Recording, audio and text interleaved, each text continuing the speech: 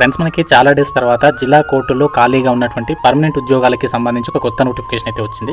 So మనకి జిల్లాల వారీగా నోటిఫికేషన్ అనేది రిలీజ్ చేస్తారు. కాబట్టి మీరు ఏ జిల్లా నుండి ఒక కోర్టు జాబ్స్ గురించి చూస్తున్న ప్రతి ఒక్కరు మీ యొక్క డిస్ట్రిక్ట్ నేమ్ అనేది కామెంట్ చేసి చూడండి. అండ్ వీడియో చూసిన వాళ్ళందరికీ ఒక చిన్న రిక్వెస్ట్, తప్పనిసరిగా వీడియోని లైక్ చేసి సపోర్ట్ చేయండి. సో మనకి ఈ నోటిఫికేషన్కి అన్ని జిల్లాల అభ్యర్థులకి అవకాశం అనేది కల్పిస్తున్నారు. తెలుగు లోకల్ లాంగ్వేజ్ అనేది మీకు కంపల్సరీగా రావాలి.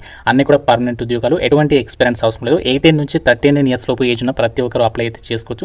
ఈ వీడియోలో మీకు జాబ్స్కి సంబంధించి కంప్లీట్ డీటెయిల్స్తో పాటు ఎలా అప్లై చేయాలి, సెలక్షన్ ఎలా చేస్తారు, అన్ని డీటెయిల్స్ని క్లియర్గా ఎక్స్ప్లెయిన్ చేస్తాను. కాబట్టి చూస్తున్న ప్రతి ఒక్కరు తప్పనిసరిగా లైక్ చేసి వీడియోని ఎండింగ్ వరకు చూడండి అండ్ ఛానల్ని సబ్స్క్రైబ్ చేసుకోండి.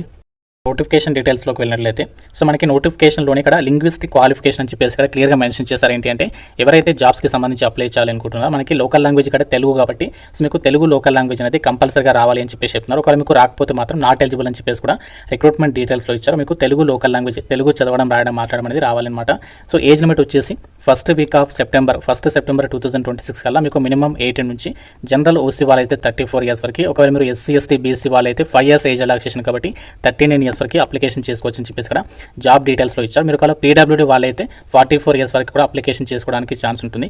అయితే నోటిఫికేషన్ ద్వారా వీళ్ళు భర్తీ చేసినటువంటి పోస్టులు ఏంటి అంటే మనకి జూనియర్ అసిస్టెంట్ ఉద్యోగాలను అయితే భర్తీ చేస్తున్నారు. ఈ జాబ్స్కి మీకు ఆఫ్లైన్లో ఎగ్జామ్ అనేది పెడతారు. OMR బేస్డ్ విధానంలో ఎగ్జామినేషన్ అనేది కండక్ట్ చేయబోతున్నారు. సో ఇందులో వచ్చేసి మనకి టోటల్గా 80 మార్క్స్కి అయితే ఎగ్జామ్ అనేది ఉంటుంది. ఇందులో మీకు జీకే నుంచి 40 మార్క్స్, ఇంగ్లీష్ జనరల్ ఇంగ్లీష్ నుంచి 40 మార్క్స్కి సంబంధించి టాపిక్ నుంచి క్వశ్చన్స్ అడుగుతారు. ఎగ్జామినేషన్ వచ్చేసి 1.5 అవర్ అంటే 90 మినిట్స్ ఉంటుంది. ఇది అయిపోయిన తర్వాత మీకు ఇంటర్వ్యూ వచ్చేసి 20 మార్క్స్కి అయితే కండక్ట్ చేస్తారు. ఎవరైతే ఒక OMR బేస్డ్ ఎగ్జామినేషన్లో క్వాలిఫై అవుతారు వాళ్ళకి మాత్రమే ఇంటర్వ్యూ అయితే కండక్ట్ చేస్తారు. ఇది అయిపోయిన తర్వాత డైరెక్ట్గా డాక్యుమెంట్ వెరిఫికేషన్ చేసేసి ఈ యొక్క వేకెన్సీస్కి అయితే మీకు ఫైనల్ సెలక్షన్ చేస్తారు. డాక్యుమెంట్ వెరిఫికేషన్కి 1:3 రేషియోలో మీకు వెరిఫికేషన్కి అయితే పిలవడం జరుగుతుందని చెప్పేసి కూడా నోటిఫికేషన్లో క్లియర్గా అయితే మెన్షన్ చేయడం జరిగింది. అండ్ నోటిఫికేషన్కి ఎవరు అప్లై చేసుకోవచ్చు అంటే ఇండియన్ సిటిజన్ అయితే సరిపోతుంది. మీరు ఏ స్టేట్ వాళ్ళైనా సరే అప్లై అయితే చేసుకోవచ్చు. అంటే మీరు ఆంధ్రప్రదేశ్ వాళ్ళైనా సరే, తెలంగాణ వాళ్ళైనా ఎవరైనా సరే ఎలిజిబుల్ అనమాట. అండ్ జాబ్స్కి సంబంధించి ఎగ్జామినేషన్ ఫీజు కూడా ఇచ్చారు. ఓసీ అలాగే బీసీ అభ్యర్థులు అయితే 800 రూపీస్, ఎస్సీ ఎస్టీ వాళ్ళైతే 400 రూపీస్ అప్లికేషన్ ఫీజు. మీరు బ్యాంక్లో డీడీ రూపంలో యొక్క ఫీ అనేది పే చేయాల్సి ఉంటుంది. అది ఏ విధంగా పే చేయాలి కూడా ఇదే వీడియోలో మీకు చెప్తాను. అప్లికేషన్ ఫామ్ కూడా నోటిఫికేషన్లో ప్రొవైడ్ చేస్తాం. మనకి 8th పేజ్లో మీకు అప్లికేషన్ ఫామ్ అయితే ఉంది. సో ఈ అప్లికేషన్ ఫామ్ వచ్చేసి 8th పేజ్, 9th పేజ్లో ఇచ్చినటువంటి 2 పేజెస్ మీరు ప్రింట్ తీసుకోవాలి. సో ప్రింట్ తీసుకున్న తర్వాత ఇందులో మీరు వచ్చేసి బాక్స్ ప్లేస్లో ఇక్కడ మీ యొక్క పాస్పోర్ట్ ఫోటో అనేది అతికించాలి. దాని మీద గెస్టెడ్ ఆఫీసర్ అంటే గ్రీన్ ఇక్తో సైన్ పెట్టేటువంటి ఎవరైతే గవర్నమెంట్ ఎంప్లాయీస్ ఉంటారో సో వాళ్ళ చేత అక్కడ మీరు అటెస్టేషన్ అనేది చేయించాలి. తర్వాత యొక్క అప్లికేషన్ ఫామ్లో వచ్చేసి మీ నేమ్ వచ్చేసి క్యాపిటల్ లెటర్లో అయితే మెన్షన్ చేయాలన్నమాట. తర్వాత మీ ఫాదర్స్ నేమ్, లేదంటే అమ్మాయిలు అయితే మీ యొక్క హస్బెండ్ నేమ్ అనేది క్యాపిటల్ లెటర్లో రాయాలి. సో ఈ విధంగా మీరు కంప్లీట్గా మీ ఓన్ హ్యాండ్ రైటింగ్ తోటి అప్లికేషన్ ఫామ్లో అన్ని డీటెయిల్స్ అనేవి ఫిల్ చేసేసిన తర్వాత అప్లికేషన్ ఫామ్కి మీ యొక్క ఎడ్యుకేషనల్ జిరాక్స్ కాపీస్ అన్ని కూడా అటాచ్ చేసేసి వాళ్ళు చెప్పినటువంటి అడ్రస్కి మనము అప్లికేషన్ అనేది పంపాల్సి ఉంటుంది అనమాట. సో మనము ఈ జాబ్స్కి సంబంధించి అప్లికేషన్ ప్రాసెస్ వచ్చేసి ఆఫ్లైన్లో అయితే అప్లై చేయాలి. ఇక్కడ మనకి డీటెయిల్స్లో కూడా వాళ్ళు క్లియర్గా అయితే మెన్షన్ చేశారు, పోస్టల్ అడ్రస్ అన్ని కూడా. సో మీరు అప్లికేషన్ ఫామ్కి వచ్చేసి మీ యొక్క క్వాలిఫికేషన్కి సంబంధించి జిరాక్స్ కాపీస్, అలాగే మీ క్యాస్ట్ సర్టిఫికేట్, అండ్ మీరు పోస్ట్ ఆఫీస్లో సెల్ఫ్ అడ్రస్డ్ ఎన్వలప్ కవర్ అనేది ఎక్స్ట్రాగా తీసుకోవాలి. దాని మీద 75 రూపీస్కి సంబంధించి పోస్టల్ స్టాంప్ అనేది అతికించాల్సి ఉంటుంది. అలాగే మీరు గెస్టెడ్ ఆఫీసర్ తోటి ఒక ఫోటో మీద అంటే మనకి అప్లికేషన్ ఫామ్ మీద సపరేట్గా మీరు ఇంకోటి ఏంటంటే గెస్టెడ్ ఆఫీసర్ తోటి అటెస్టేషన్ అనేది చేయించుకోవాలన్నమాట.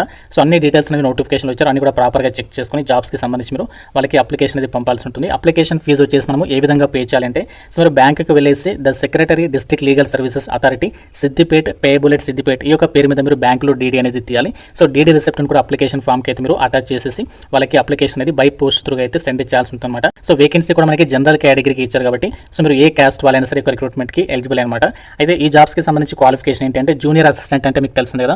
సో మనకి క్లర్క్ లెవెల్ డ్యూటీస్ అయితే ఉంటాయి కాబట్టి సో మీకు మంచి కంప్యూటర్ నాలెడ్జ్ ఉండాలి. అలాగే మీకు తెలుగు లోకల్ లాంగ్వేజ్ రావాలి. క్వాలిఫికేషన్ జస్ట్ డిగ్రీ అనేది పాస్ అయితే సరిపోతుంది. ఆర్ట్స్ విభాగంలో కానీ, లేదంటే సైన్స్ విభాగంలో కానీ, కామర్స్ విభాగంలో, ఈ 3 డిసిప్లిన్స్లో ఏ విభాగంలో బ్యాచిలర్స్ మీరు నార్మల్గా డిగ్రీ పాస్ అయినా ఈ జాబ్స్కి సంబంధించి ఎలిజిబుల్ అని చెప్పేసి ఇచ్చారు. మనకి వేకెన్సీ వచ్చేసి జనరల్ కేటగిరీకి ఇచ్చారు. అండ్ మనకి ఎలాంటి ఎక్స్పీరియన్స్ అవసరం లేదు, ఫ్రెషర్స్ అందరూ కూడా ఎలిజిబులే. సో జాబ్స్కి సంబంధించి అప్లై చేయడానికి లాస్ట్ డేట్ 18th జూన్ అయితే ఇచ్చారు.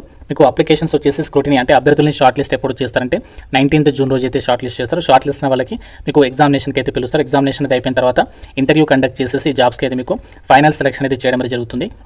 అయితే మీకు ఒకవేళ ఇంట్రెస్ట్ అండ్ ఎలిజిబిలిటీ ఉంటే మాకు పర్మనెంట్ జాబ్ కావాలి, అది కూడా స్టేట్ గవర్నమెంట్ జాబ్ కావాలనుకున్న వాళ్ళు ఈ యొక్క తెలంగాణ డిస్ట్రిక్ట్ కోర్ట్ జాబ్స్కి సంబంధించి ఇక్కడ ఏదైతే నోటిఫికేషన్ వచ్చిందో సో ఈ జాబ్స్కి సంబంధించి మీరు అప్లికేషన్ ఫామ్ అనేది డౌన్లోడ్ చేసుకుని ప్రింట్ తీసుకున్న తర్వాత దానికి మిగతా ఎడ్యుకేషనల్ జిరాక్స్ కాపీస్ అనేవి అటాచ్ చేసేసి ఇక్కడ వాళ్ళు అడ్రస్ అనేది మెన్షన్ చేస్తారు చూడండి.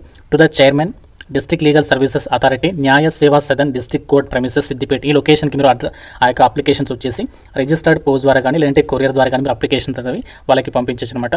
సో ఈ విధంగా మీరు జాబ్స్కి అయితే అప్లై అయితే చేసేసేయచ్చు.